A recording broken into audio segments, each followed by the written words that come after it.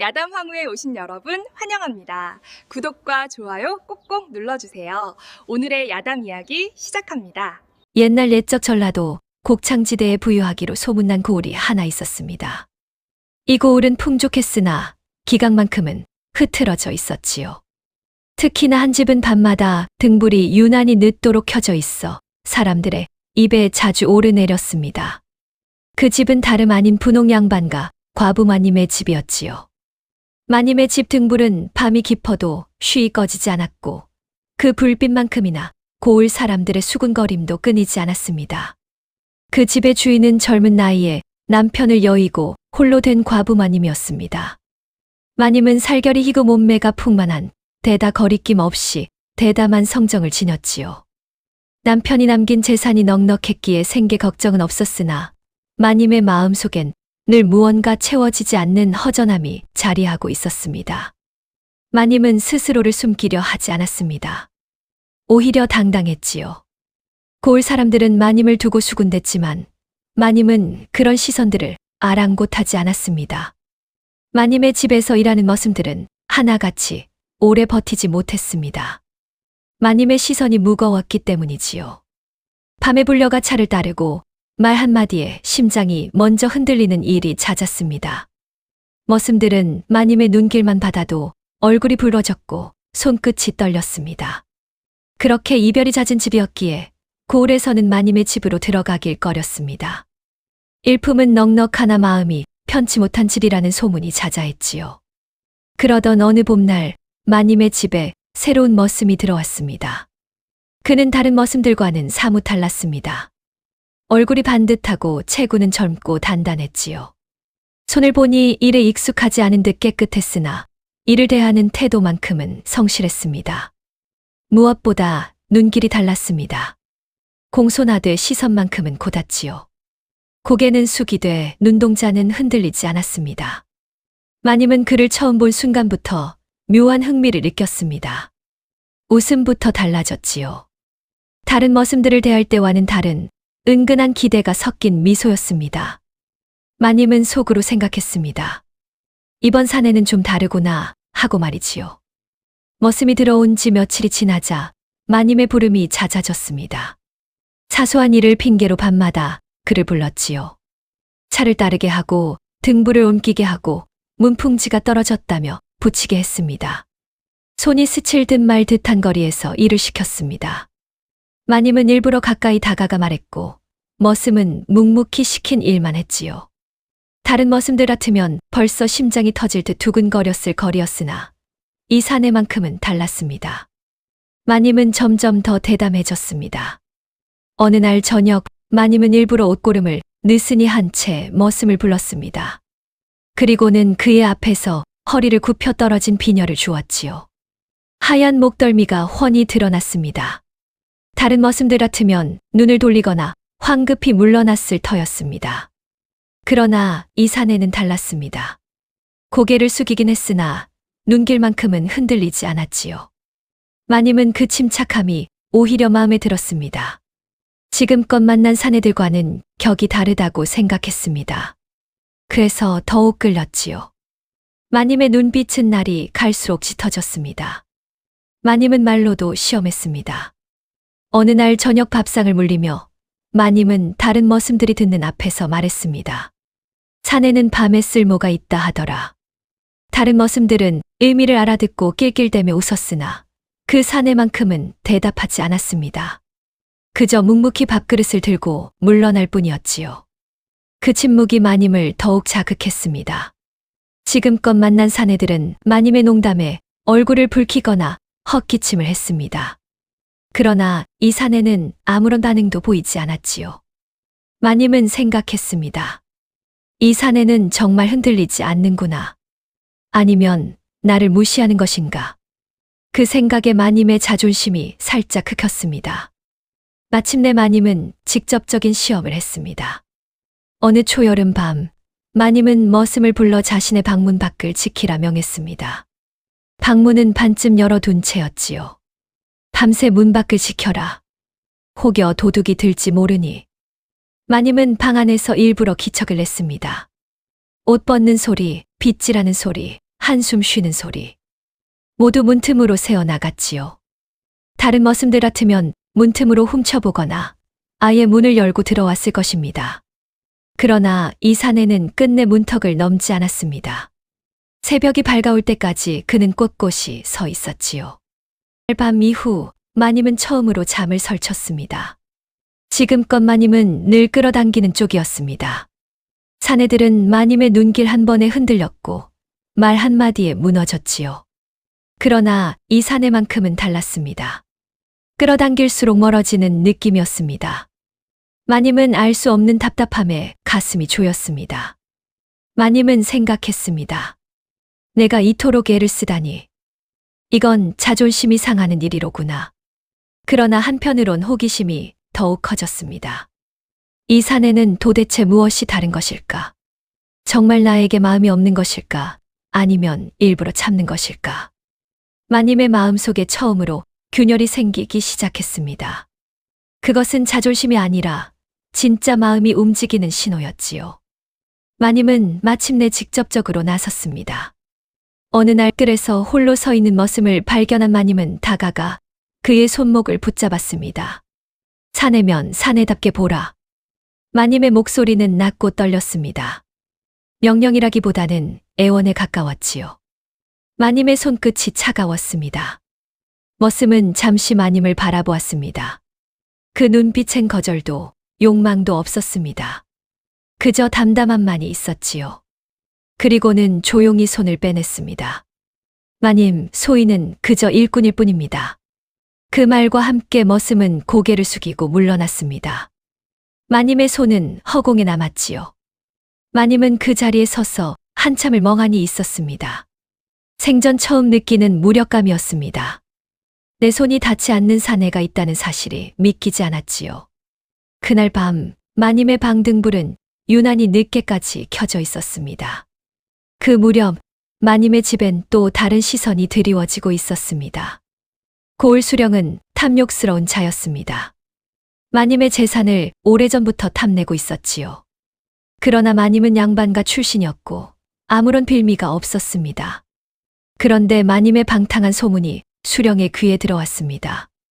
밤마다 등불이 늦게까지 켜져 있고 머슴들과 수상한 일이 있다는 소문이었지요.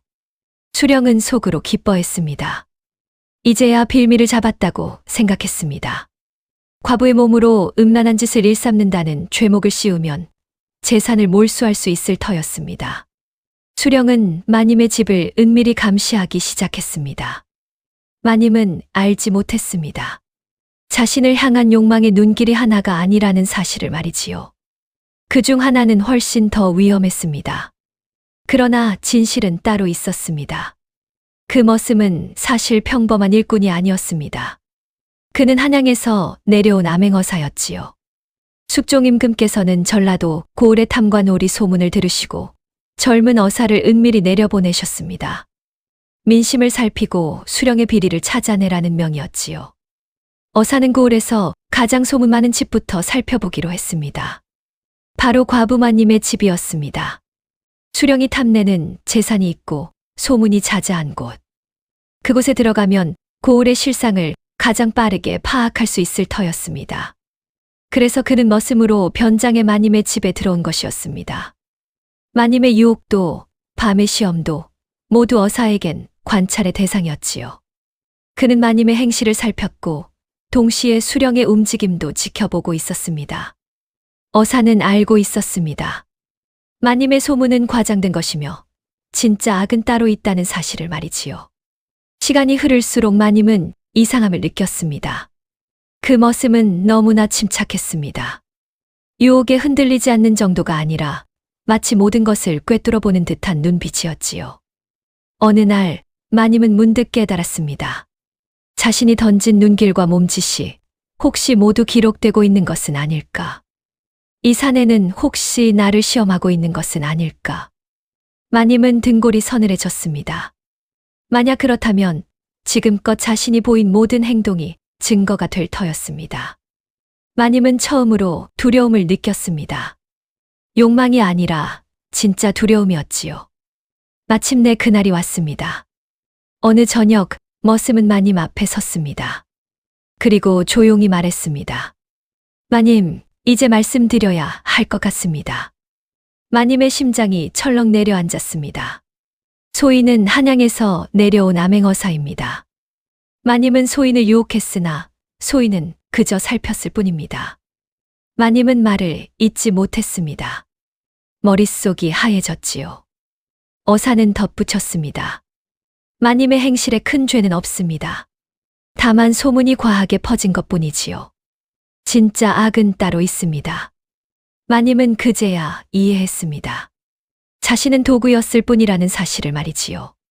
그날 밤 마님은 마지막으로 어사를 찾아갔습니다. 이번엔 유혹이 아니었습니다. 진심이었지요. 이 밤만은 어사도 사내 아니요? 마님의 목소리는 떨렸습니다. 지금껏 보인 대담함은 온데간데 없었습니다. 그저 한 여인의 외로운 마음만이 남아 있었지요. 어사는 잠시 침묵했습니다. 그리고는 고개를 저었습니다. 마님, 소인은 임금의 명을 받은 몸입니다. 사사로운 정을 둘 수 없습니다. 그 말은 거절이었지만 동시에 존중이기도 했습니다. 어사는 마님을 욕망의 대상이 아니라 한 사람으로 대했던 것이지요. 마님은 고개를 끄덕였습니다. 눈가가 뜨거웠지만 눈물은 흘리지 않았습니다. 이것이 진짜 거절이구나. 욕망이 아니라 도리로 가는 길이구나. 마님은 그렇게 생각했습니다.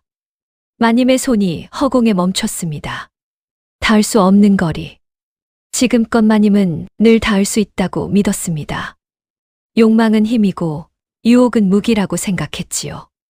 그러나 어사 앞에서 마님의 욕망은 처음으로 무력해졌습니다. 마님은 천천히 손을 내렸습니다. 그리고 조용히 물러났습니다. 욕망은 처음으로 거절당했습니다. 그것도 완전하게 말이지요. 며칠 후 관아 마당의 북소리가 울렸습니다. 고을 수령과 아전들이 모인 자리에서 그 머슴이 나타났습니다. 아니, 이제는 머슴이 아니었지요. 그는 품에서 어사패를 꺼내 들었습니다. 출두하라. 관아가 발칵 뒤집혔습니다. 수령은 그 자리에서 얼굴이 하얗게 질렸지요. 어사는 수령의 죄목을 낱낱이 밝혔습니다. 백성의 재산을 탐하고 뇌물을 받고 무고한 과부를 모함하려 했던 죄를 말이지요. 마님은 멀리서 그 광경을 지켜보았습니다. 머슴의 옷을 벗고 당당히 선 어사의 뒷모습을 바라보며 마님은 생각했습니다. 저 사람은 처음부터 다른 세상에 사는 사람이었구나. 마님의 가슴 한편이 시었습니다. 그러나 후회는 없었습니다. 지금껏 만난 사내들 중 가장 당당한 거절을 받았으니까요. 어사는 수령을 파직시키고 탐욕스러운 아전들을 처벌했습니다. 고을은 하루아침에 뒤집혔지요. 마님은 어떠한 처벌도 받지 않았습니다. 어사는 마님의 행실에 큰 죄가 없다고 판단했기 때문입니다. 다만 소문만 남았을 뿐이지요. 어사는 며칠 후 한양으로 돌아갔습니다. 마님에게 작별 인사조차 하지 않고 말이지요. 고을 사람들은 비로소 진실을 알게 되었습니다. 과부 마님을 유혹한 것이 아니라 마님이 어사를 유혹했다는 사실. 그러나 어사는 끝내 넘어가지 않았다는 사실. 그리고 진짜 악은 수령이었다는 사실을 말이지요. 사람들은 수군댔습니다. 어떤 이는 마님을 비웃었고 어떤 이는 동정했습니다. 그러나 마님은 아랑곳하지 않았습니다. 지금껏 그래왔듯이 말이지요. 다만 한 가지가 달라졌습니다. 마님의 눈빛에서 날카로움이 사라졌다는 것이었습니다. 대신 깊은 고요함이 자리 잡았지요. 마님은 깨달았습니다. 욕망으로 얻을 수 있는 것과 없는 것이 있다는 사실을. 그리고 진짜 힘은 욕망이 아니라 욕망을 이기는 데 있다는 사실을 말이지요. 고을은 다시 평온을 찾았습니다. 수령이 바뀌고 기강이 바로 잡혔습니다. 마님의 집도 예전처럼 조용해졌지요. 그 후로 마님은 더 이상 머슴들을 밤에 부르지 않았습니다. 밤의 등불도 일찍 꺼졌지요. 지금껏 환하게 밝혀져 있던 마님의 방은 이제 다른 집들과 다를 바 없이 어둠 속에 잠겼습니다. 마님은 조용히 살았습니다. 사람들을 멀리하지도 가까이 하지도 않았습니다. 그저 담담하게 하루하루를 보냈지요. 가끔 마님은 밤하늘의 달을 바라보며 생각했습니다. 그 사람은 지금 어디서 무엇을 하고 있을까? 또 다른 고을에서 또 다른 악을 벌하고 있을까? 마님은 그 사람의 이름조차 제대로 알지 못했습니다. 다만 그가 보여준 고든 마음만은 기억하고 있었지요. 고을 사람들은 말했습니다. 과부마님이 달라졌다고. 예전처럼 대담하지도 유염하지도 않다고 말이지요. 세월이 흘렀습니다. 고을 사람들은 그때 이를 두고두고 이야기했습니다. 남자 밝히던 과부가 잘생긴 머슴에게 꼼짝 못했다는 이야기를 말이지요. 그러나 진실은 조금 달랐습니다. 마님은 사내에게 진 것이 아니었습니다. 마님은 처음으로 자기 자신의 욕망 앞에서 멈춘 것이었지요. 지금껏 마님은 욕망을 숨기지 않고 살았습니다. 그것이 힘이라고 믿었습니다. 그러나 어사를 만나고 나서야 깨달았습니다. 진짜 힘은 욕망을 드러내는 것이 아니라 욕망을 다스리는 데 있다는 사실을 말이지요. 옛말에 이런 말이 있습니다. 유혹은 힘이라 믿지만 가장 강한 자는 끝내 넘어가지 않는 자라고 말이지요. 마님은 비로소 그 뜻을 깨달았습니다. 그리고 조용히 살아갔습니다. 고을의 밤은 여전히 길었습니다. 그러나 마님의 집 등불만큼은 이제 일찍 꺼졌지요. 그것이 마님이 찾은 새로운 평화였습니다. 다음 영상을 빠르게 만나보시려면 좋아요와 구독을 눌러주세요. 그럼 더 재미있는 영상으로 찾아뵙겠습니다. 모두 행복한 하루 보내세요.